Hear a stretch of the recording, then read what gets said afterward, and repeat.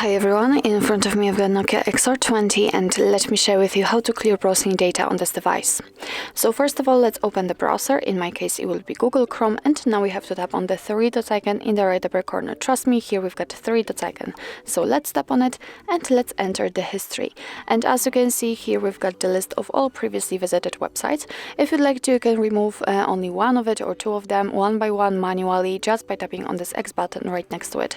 But if you've got this list so wide, then we've got the better option to remove it just by tapping on clear browsing data. Let's tap on it, and as you can see here, we've got some basic and advanced options. In basics, we've got browsing history, cookies, site data, and cached images and files.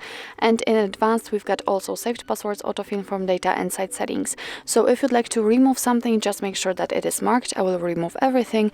What's more, we can change the time range from last hour to, for example, last 7 days.